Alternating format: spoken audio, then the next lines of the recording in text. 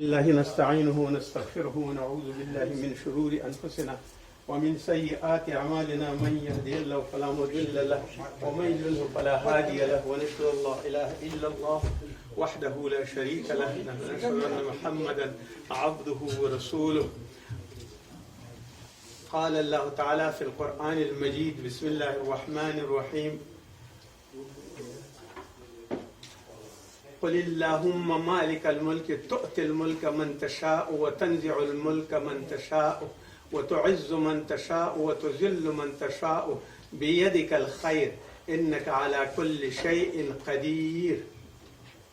وقال رسول صلى الله عليه الصلاة والسلام عن عبد الله بن عباس رضي الله عنهما قال: كنت خلف النبي صلى الله عليه الصلاة والسلام فقال: يا غلام إني أعلمك كلمات احفظ الله يحفظك، احفظ الله تجده تجاهك، إذا سألت فاسأل الله وإذا استعنت فاستعن بالله، واعلم أن الأمة لو اجتمعت على أن ينفعوك بشيء لم ينفعوك إلا بشيء قد كتبه الله لك، وإن اجتمعوا أن يضروك بشيء لن يضروك إلا بشيء قد كتبه الله عليك، رفعت الأقلام وجفت الصحف. رواه الترمذي وقال: حديث حسن صحيح.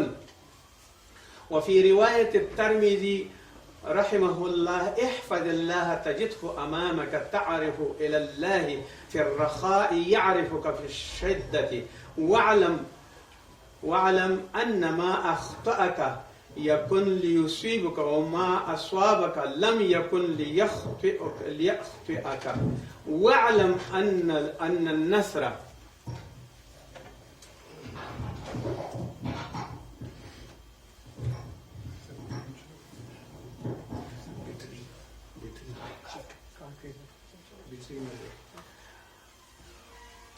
ما أصابك لم يكن ليخطئك، واعلم أن النصر مع الصبر وأن الفرج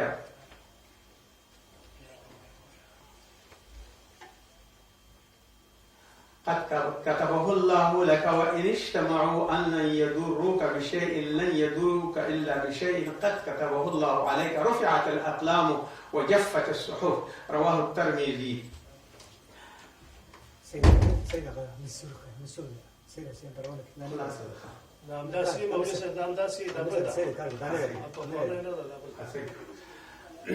أما بعد، بسم الله الرحمن الرحيم. زما د ایمان او د کلمې ورونو ما کوم یو آیات شریف او کوم حدیث شریف چې ما وویو، دا د دنیا د انسانانو دپاره داسې یو درس دی چې کله چې انسان په خپل زور او په خپل قوت کې وي، ظلم کوي، تکلیف خلکو ته ورکوي، پروپاګندونه کوي، رقم خبرې کوي، ځانونو باندې ډېر غاویره کېږي، او جاهلان د قریشو په همدغه ترتیب باندې وو چې رسول صلی الله علیه وسلم کله د بدر په غزوه کې او د احد په غزوه کې هغه کسانو چې هغوی چا نه ګڼل چې دا څوک دي، د خپل وطن نه بېځایه شو، هغوی چې کله دا فتح وکړې نو مشرکین دومره اندازې پورې ولړزېدل، منافقین دومره اندازې پورې خفه شو، او کافران او د رسول الله صلی الله علیه وسلم د ضد خلک او هغه خلک چې د اسلام نه بد راتله، هغوی دومره پروپاګندونه شروع کړه او بالاخره په دې باندې مستوي شو چې مونږ به ضرور خبره ده چې د اسلامي دعوت مخه به نیسو، او د رسول الله صلی الله علیه وسلم څو اواره او هغه کسان چې هغه مهاجر دي او هغه سپېلوچي او سرلوچي دي، د هغو په بدل کې به مونږ یو څه لښکر جوړ کړو. دا لښکر د کافرانو او مشرکانو او منافقینو او کافرانو داسې و چې دې ته احزاب ویل کېده. ټول احزاب یا ټول گروهونه او ټول قومونه او ټول هغه نسلونه سره جمع شو چې د مدینې په مقابل کې ودرېږي او د رسول الله صلی الله علیه وسلم صحابه او هغه ته شکست ورکړي. دا لښکر جوړ شو او دې غزوې ته په شرعي لحاظ باندې خندق غزوه ویل کېږي، ځکه چې رسول صلی الله علیه وسلم چې دا خبر شو چې دا خلک او دا دومره احزاب جمع شوي، د دې دفاع به څنګه کوو، نو صحابه سره یې مشوره وکړله چې د دې دفاع څنګه کولی شو. صحابه ورته د دې د دې مشوره ورکړه چې یا رسول الله صلی الله علیه وسلم مونږ د مدینې د یو خوانه 2 میله خندق باندې وکړو او هغه خندق دومره وایډ یا پراخواله لري او دومره ژورواله لري چې اس ته ټوپ ونشي کړلی. فلهذا دا خندق شروع کړ. صحابه سره ویل چې دا خندق د چا په مشوره شوی؟ دا د سلمان فارسی په مشوره باندې دا خندق شروع شو. بالاخره الله جل جلاله دوی کامیاب کړ. یو وخت په دې خندق کې 40 خلاصه یا 40 غزه، یو غز شرعي دومره دی، 40 خلاصه هر یو صحابي ته 10 صحابه ته 40 خلاصه د خندق ورسېږي چې دوی باید کار وکړي بدون د دې نه چې اسباب او ماډرن کوم آلات ورسره دوی داسې کار کوي لکه فقط ماشینونه چې دا کار کوي. ډېر زر یې دا خندق جوړ کړ او برابر یې کړ. یو وخت د صحابیو په یو ټولي کې یو کاڼې یا ډبره یا هغه تیږه راووته، هغه سنګ هغه دومره سخته وه چې هېڅ ټولو صحابو پرې کوشش وکړه چې دا ماته کړي، مګر دې صحابو ماته نه کړلی شو. هر څومره چې هر څه استعمال، سندانونه او کلنګونه او هر څه استعمال کړ، ماته یې نه شوه کولی. خبر رسول الله صلی الله علیه وسلم ته ورسېد. کله چې رسول الله صلی الله علیه وسلم ته خبر ورسېد، هغه راغی، هغې ځان سره دلته چې کله راورسېده دې تیږې ته یې وکتل او بېرته بیا یو کلنګ یې واخیسته او دا کلنګ یې په ډېر ضربه باندې په دې تیږه باندې راخوشې کړ. دا کاڼې او ډبره ماته شوه، یو څه ناڅه ته یې وتپېدل. خو د دې ډبرې سره هغه بجلي یا هغه برېښنا چې تله، هغه برېښنا ډېره زیاته تېره ووتله او برېښنا اوچته شوله. نو رسول صلی الله علیه وسلم په دې وخت ویل چې په دې برېښنا کې ماته د قیصر او د ایران قصرونه ښکاره شو. دا یو. او دویمه خبره یې دا وکړه چې دویم ګزار یې ورته ورکړه، بیا یې همدغسې یو جلا وکړه او دغسې یو برېښنا ته یې پورته شوه، رڼا ته یې پورته شوه. رسول الله صلی الله علیه وسلم ویل ماته اوس هغه خو په فارس او د ایران ښکاره شوي، وویل ماته اوس د یمن محلونه او د صنعا محلونه ښکاره شو، هغه ټول راته ښکاره شو. بیا دریم ګزار یې ورته ورکړه دې تیږې ته، چې کله دا دریم ګزار ورته ورکړه دې تیږې ته، نو د صنعا او د ایران سره بیا وویل چې ماته د دې ټولې دنیا هغه څه ښکاره شو چې هغې کې ارتباط ورسره و، یعنې د رومیانو چې هغې وخت ټوله دنیا یې لاس لاندې وه، د رومیانو محلونه راته ښکاره شو. دغه کوم یو چې مشرکینو دو خندا باندې شروع وکړله، وایي د ضعف نه او د کمزورۍ نه ځان ته خندق کوي چې ځان پناه کړي، او نورې خبرې د ایران د قصرونو کوي، د یمن د محلونو کوي او د رومیانو د محلونو خبرې کوي. نو دو په خندا او په دغه باندې شروع وکړله چې دا ضعیفه خلک وګوره او دا دومره غټ کارونه وګوره. شأن نزول د آیات دا شو چې الله جل جلاله ورته داسې وکړه، قل اللهم مالک الملک، ووایه چې الله مالک د ملک دی، تؤتي الملک من تشاء، ورکوي سلطنت او عزت او ملک هغه چاته من تشاء چې چاته وغواړي هغې ته یې ورکولی شي، وتنزع الملک ممن تشاء، او اخلي د هغه چا نه چې وغواړي چې هغې سره مناسب نه دی، د هغې نه ملک او ټول واکداري او هر څه ترې اخلي. وتعز من تشاء وتذل من تشاء، او الله تعالی عزت ورکوي هر سړي ته، وتذل من تشاء، او ذلت ورکوي الله هغه چاته چې څوک سپکوي. په دې باندې نه ده چې دا اواره خلک دي، مهاجر خلک دي، دوی هیڅ شی نه شي. من تشاء هغه تا چاته چې وغواړي، بیدک الخیر. دی بیدک الخیر کې مفسرین ټول دا لیکي، دی بیدک الخیر کې دا پرته ده چې دغه اسلام به داسې لار باندې برابر شي او د الله په قدرت کې دا خیر ټول موجود دی، او همدا به د ټولې نړۍ دین شي، او دغه به په ټولو کافرانو او په هر کسانو باندې چې د اسلام مخالفت کوي هغوی ته به بریا الله جل جلاله ورکړي. نو د خیر خبره دا وه چې دا یو زیر یو د مؤمنانو ته په دې باندې ډېر زیات خوشحاله شو چې موږ ته خیر راکول شوی، ولو که موږ هېڅ څپلۍ هم نه لرو، سر خولۍ هم نه لرو، جامې هم نه لرو، توره هم نه لرو، اسونه هم نه لرو، هېڅ شی نه لرو، خو بیدک الخیر د الله په قدرت کې خیر دی، موږ به له ډېر خیر څښتنان شو او الله تعالی به موږ ته هر څه راکړي. او بیا په آخر کې وایي انک علی کل شیء قدیر، الله په هر شی باندې قادر دی، او همداسې هم وشو. او د رسول الله صلی الله علیه وسلم هغه کوم حدیث شریف چې دی چې دا دین به خیمو ته هم ننوځي، پخو کورونو ته به هم ننوځي، د خټو کورونو ته به هم ننوځي، بیدیاو سړکونو ته به هم ننوځي، غرونو ته به هم ننوځي، او په هر ځای کې چې وي اسلام به خپرېږي او ټولو ته به رسېږي.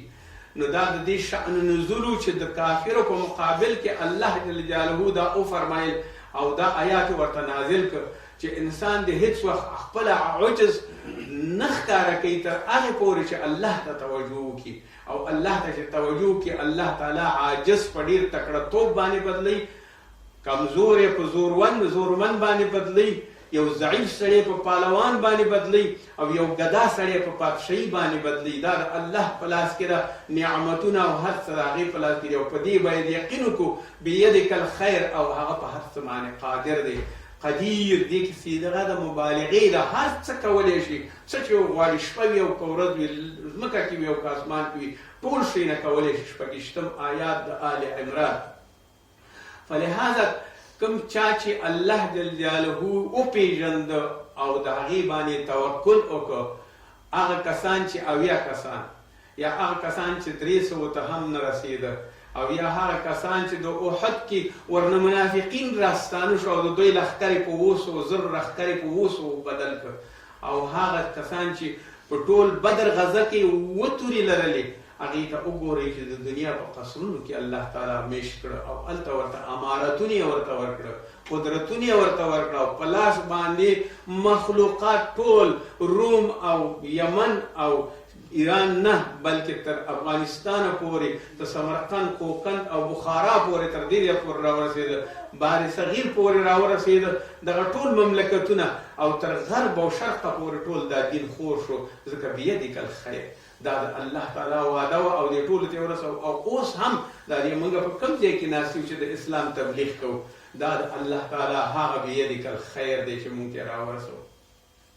بیا فرمایي د دې حدیث په شرحه کې رسول الله صلی الله علیه وسلم داسې فرمایي: عن عبد الله بن عباس رضی الله عنه، د عبد الله بن عباس رضی الله عنهما څخه روایت دی، قال كنت خلف النبي صلی الله علیه وسلم، وایي زه د رسول الله صلی الله علیه وسلم شاته وم، فقال یا غلام، راته یې ویل ای بچیه، انی اعلمک کلمات، زه به تا ته یو څو کلمات زده کړمه، احفظ الله، الله ځان سره وساته، یحفظک، هغه به دې بیا وساتي، ځکه چې د هغې د ساتنې معنا دا ده چې احفظ الله تجده تجاهک، چې کله هغه وساتې او هغه دې په یاد وي، تجده تجاهک، بیا هغه تا هر ځای کې ته هغه بیامځي، هر ځای کې به دې مخې ته ولاړي. اذا سألت فاسأل الله، کله چې سوال کې سوال وکړه د الله نه، بل چا نه یې مه غواړه، زیارت نه یې مه غواړه، بت نه یې مه غواړه، خان صاحب نه یې مه غواړه، پادشاه صاحب نه یې مه غواړه، امیر نه یې مه غواړه، سلطان نه یې مه غواړه، صرف د الله نه یې وغواړه. سألت فاسأل الله، د الله نه یې وغواړه.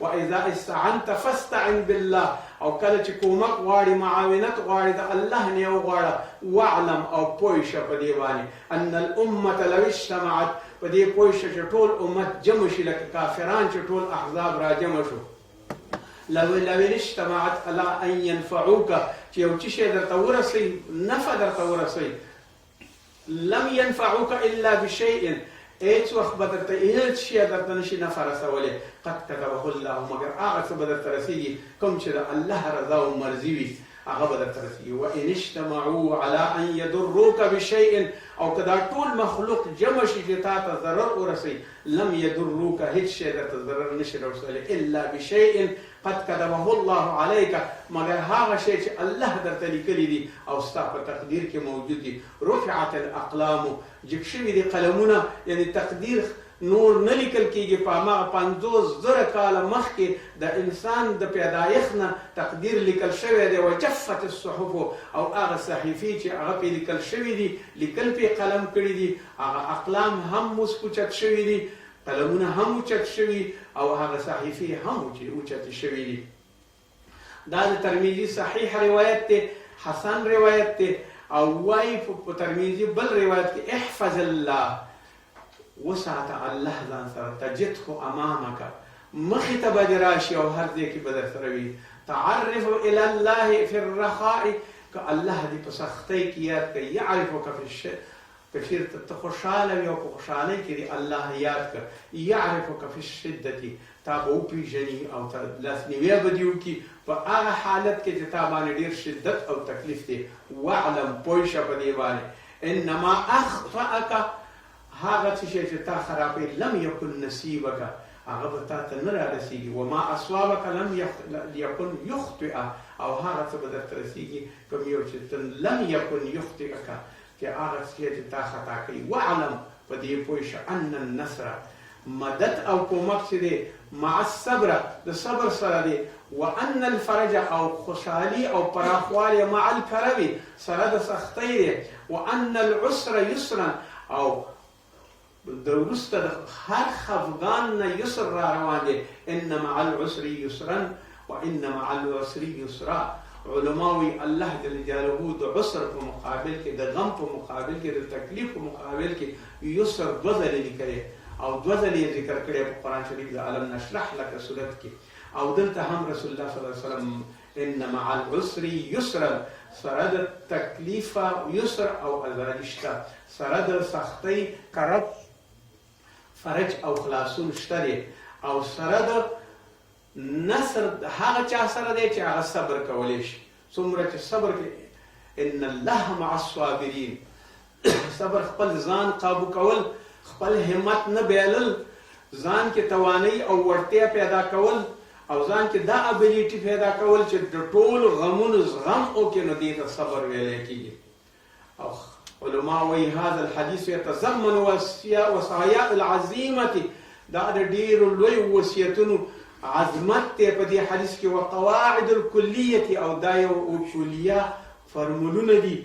من اهم امور الدین، کوم شی چې مهم دي په دین کې، د هغې ټولو فرمولونه هم دې حدیث کې دي، د حلتوبې او د کولی. حتی قال بعض العلماء، ځینې علما دا وایي تدبرت هذا الحدیث، په دې حدیث باندې تدبیر جوړ کا، ځان پې ملبس کا. فأدهشني وكدت أتويش فواسفي من الجهل في هذا الحديث وقلة تفهم لمعناه. او وی هغه کسان دي بدنصیبه چې دې باندې پوه نه شو او د دې حدیث نه تیر شو، او کم دی دې باندې فهم د دې حدیث باندې. او کله چې فهم پې وشي او پوره شي، نو همدا حدیث د انسان د زندګۍ لپاره کافي دی. کیف یحفظ العبد، اوس تشریح کوي د حدیث چې الله جل جلاله د بدر په غزوه کې، د احد په غزوه کې، او د احزاب په غزوه کې وساتل. حفظ د الله څه شي ته وایي؟ قوله صلی الله علیه وسلم، رسول الله صلی الله علیه وسلم، احفظ الله، د دې معنا څه ده؟ یعنی احفظ حدوده، د هغې د حدودونه مو اوړه. ولا تقربوا، قال الله تعالی تلك حدود الله فلا تقربوها، د هغې په پولو په حدودو باندې مو اوړه. وحقوقه، او د هغې په حقونو باندې مو اوړه. پلار مور ته چې حق ورکړي، ښځې او میړه ترمنځ دي چې حقونه دي، د اجتماع ترمنځ چې حقونه دي، د امیر او د مامور ترمنځ چې حقونه دي، د بادار او د مزدور ترمنځ چې حقونه دي، د مسکین او د غني ترمنځ حقونه دي، او د یتیم او د پلار د هغه کسانو چې د هغو وارثان دي، د هغو ترمنځ ټول هغه حقوق باید ادا کړي او په هغې حقونو باندې لاړ شي. احفظ الله حدوده، حفظ کده الله جل جلاله حدود. ونهى نواهیه، او ځان وساته د هغه څه نه چې هغې منې کړي. وحفظ كذلك، او د دې حفظ څه معنا؟ وهو الموقوف عند اوامره، کوم یو چې درته امر یې کړی دی، د هغې چې درته د نیکۍ امر کړی دی اجرا یې کا، او کوم اوامر چې درته ویلي دي چې مه یې کوه، بالامتثال، کړنه وکړه په هغې باندې چې ځان پرهیز کا، او په بعضې وخت کې هغه عملونه وکړه چې درته امر کړی دی. وعند نواهیه بالاجتناب، او د نهی نه چې کړی اجتناب درته ضرور دی. ای مؤمنه، ای مسلمانه، منع شه د هغه شي نه چې الله پرې خفه کېږي. وعند حدوده، او د هغې پولې او هغه سرحدونه چې دي، فلا یتجاوزو، د هغې نه مه اوړه. ما امر به، کوم شی چې درته امر کړی دی، هغه حدود مه ځه، فحشاو ته مه ځه، بې ځایه کارونو ته مه ځه. د حدودو د الله فلا تقربوها، حتی ورته نږدې کېږه هم په قرآن کې وایي. کول خو لا څه کې چې ځان ته یې پرهیز کړي. روژه، عبادات ټول هم خپل حدود لري. ستا نیکي او بر او ستا ټول نیک کارونه او ترحم صله رحمي ستا خپل حدود لري. په خپلو حدودو کې اوسه، او د هغې حدودو نه مه اوړه، او د الله تعالی په ممانعتونو باندې باور وکړه. فمن فعل ذلك کله چې ته دا کارونه وکړې فهو من الحافظین، الله ستا حافظ دی په دې شرط باندې چې ته د الله تعالی د اوامر ومنې لحدود الله، د الله د حدود الذین مدحهم لهم فی کتاب، کوم یو چې په قرآن عظیم شان او په نورو کتابونو کې شرح شوي، په احادیثو کې شرح شوي، د هغې مراعات وکړه او هغې ته ځان نږدې کړه او د هغې د نږدېکت سره تا ته الله جل جلاله نیکبختي درکوي. فمن اهتداهم زادهم الله هداهم، هغه څوک چې هدایت کوي الله جل جلاله د هغې هدایت زیاتوي. مثال په طور ته یو مونځ کې الله تعالی بیا نفلونو ته رجوع کوي، وایي ته نفلونه هم وکړه، ورپسې نور ترحمات او نور. زادهم الله هداهم، ستا هدا او هدایت زیاتوي. وآتاهم الله تقواهم، او بیا تا ته تقوا درکوي. تقوا معنا څه؟ د ټولو نیکۍ چې ته په زړه کې واچې او په زړه کې چې کوم یوي، یو ظاهرا عبادات دي چې ته مونځ کې او دس کې، روژه ونیسې، صله رحمي کې، د خلکو سره روابط لري، معاملات کې، حقوق اجرا کې، ایجابات دردنې حقوق وجایب اجرا کې، حقوق نور اجرا کې، سیاسي او ډیپلوماسي کارونه کې. دا ستا د ظاهري وضع او د ثواب خبرې دي او دا ستا د ورځې روزمره کاروبار دی. خو ته وایې چې تقوا څه ته ویلی کېږي؟ تقوا د زړه عبادات دي. د زړه عبادات څه ته ویلی کېږي؟ ته به د خپل زړه دومره نرم کړې او دومره بې ښایسته کړې. صوفیان وایي چې دغه هر یو زړه ټکان خوري، دې سره باید د الله نوم یاد شي، یعنې هر ټکان د زړه سره. ښه تقوا چې درکول کېږي، تقوا به څنګه درکول کېږي؟ تقوا به داسې ده چې ستا زړه به پراخه کړي، صله رحمي به د زړه کې پیدا شي، حسن خلق او اخلاق به دې په زړه کې پیدا شي، ترحم به دې په زړه کې پیدا شي، تواضع به دې په زړه کې پیدا شي، خشوع به دې په زړه کې پیدا شي، صبر او شکیبایي به دې په زړه کې پیدا شي. او کله چې دا خاصیتونه درته په زړه کې وشو، دا د زړه پنج بنا ده، نه د ظاهرا عملونو پنج بنا، نو د زړه پنج بنا دي، د ظاهري پنج بنا سره توافق پیدا کړ. دا الله تعالی هغه څه دي چې بیدک الخیر، الله به بیا تا ته ټول خیرونه درکوي. او ستا په هدایت کې به روزمره به اضافه والی چې هدایت څه ته وایي؟ حرام خورې مه خوره. هدایت څه ته وایي؟ رشوت خورې مه خوره. حرام څه ته وایي؟ یو شي کې ملاوټ کې او ګندګي کې هغه مه کوه. یو شی په قیمت او په غلطه لاره باندې لاس راوړي هغه مه راوړه. سود خوري هغه مه خوره. د بوتانو پرستش کې هغه مه کوه. د خان او د امیر سره چاپلوسي کې او د الله تعالی د لارې نه لرې کېږي هغه مه کوه. الله باندې توکل وکړه. الله تعالی ان الله يحب المتوکلین، په الله باندې دا د تقوا اثر دی، دا د ظاهري عباداتو اثر دی. انسان نه یو داسې شی جوړ کړي لکه ملایکه چې په ځمکه کې ګرځېږي. اوس دې ته راځو چې ملایکه د ځمکه باندې ګرځېږي، صحیح ده، دا ملایکه ګرځېږي، خو د دې سره څه پکار دي؟ کله که سړی د نیکۍ خواته لاړ، د هغې خوند بیا په دنیا کې نه پیدا کېږي. او کله چې سړی بدۍ ته لاړ، د هغې خوند بیا هېڅ وخت نشي پیدا کولی. په بدۍ کې به ورځ په ورځ زیاتېږي، لکه یو کاڼی چې په اوبو کې واچي او هغه حلقې او سیکلونه او سیکنډونه پیدا کوي او پراخېږي، یو لوی حوض او دریاب ته پراخېږي. که بدي دې وکړه همدغسې د بدي پراخېږي، ورځ په ورځ باندې به د خدای په غضب باندې ککړېږي او د الله تعالی او د بندګانو د قهر سره به مخامخ کېږي او د هغوی د مقابلې سره به مخامخ کېږي. حتی ځناور به هم پروا نه کوي، حتی طیور او مرغان به هم پروا نه کوي او ټول شیان به ستا مخکې سرکشي کوي. او که کله د خدای تقوا وکړي نو تقوا به دې همدغسې پراخېږي، ورځ په ورځ باندې به تانه به د یو نرم انسان جوړ کړي، یو اخلاقي انسان، یو زاهد انسان به درته جوړ کړي، یو متقي انسان به درنه جوړ کړي. الله به دې په خپله حفاظت کوي. سپي ته دې حاجت نشته، تورې ته دې حاجت نشته، باډیګارډ ته دې حاجت نشته، ټوپک ته دې حاجت نشته، نور پیسو ته دې ضرورت نشته. الله به دې احفظ الله، الله به دې ساتي. او د الله ساتل دا دي چې هغه موجب نه غواړي. څنګه رسول الله صلی الله علیه وسلم وساتل شو، د کفارو نه څنګه وساتل شو، پیغمبران څنګه وساتل شو، هغوی څه کول؟ هغوی سره خو نه توره وه او نه ټوپک او نه لښکر ورسره او نه کومه ګروه ورسره وه، صرف د الله مدد ورسره و او تقوا ورسره وه، زهد ورسره و او د الله په لاره کې خندلې او سرقرباني ورسره وه. د الله په لاره کې چې کله برابر شي، ای مومنه، الله جل جلاله به درته په دې دنیا باندې جنت جوړ کړي، هر شي باندې به خوشحاله او کله که بدبخته شولې ځان ته به په خپله باندې لاړې او توکاڼې توکې ځان باندې به لعنت وې خو بیا به د دې مصیبتونه نه خلاصېږي مګر توبه نصوحا به وباسې داسې توبه به وباسې چې بیا هغې ګناه ته نه ګرځېږي نو بیا به درته الله جل جلاله ټول هغه څه برابر کړي چې الله جل جلاله یې نیکو بندګانو ته ورکوي وأزلفت الجنة للمتقين غير بعيد د الله وعده ده بیا به در سره الله وایي چې نږدې دی جنت او زیاده جنت د هغه چا دی للمتقین چې متقین دي غیر بعید او دا جنت لرې نه دی نن دی سبا دی مړ کېږي دغه ټول عمر دی بې هېڅ دی عبث دی بیا به څه دا سونه مروړي او ځان به لرې کې زړه دې نرم کا د خدای په زړه به د الله په لارې برابر کا الله جل جلاله درته ټول هغه څه درکړي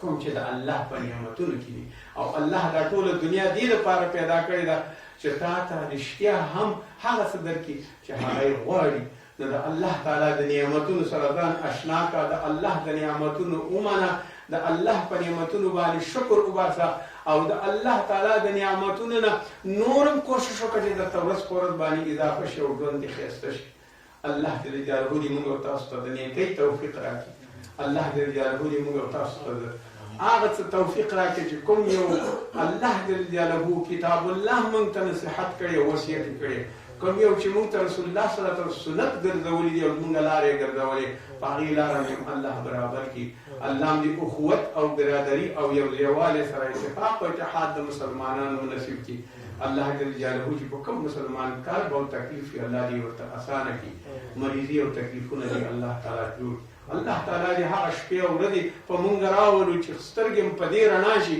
چې نیکي او بر او خوشحالي وکړو او ښه اخلاق خاوندان شو ربنا اتمم لنا نورنا واغفر لنا انك على كل شيء قدير وصلى الله تعالى خير خلقه محمد واله واصحابه اجمعين برحمتك يا ارحم الراحمين.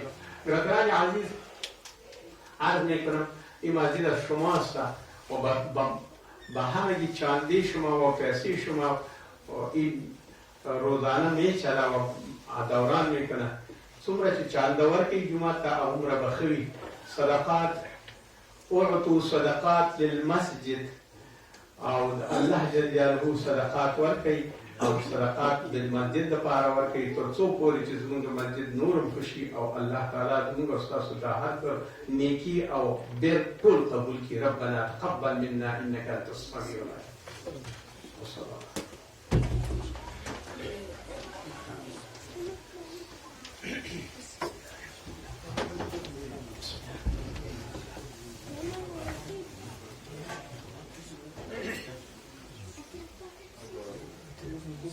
Зашел.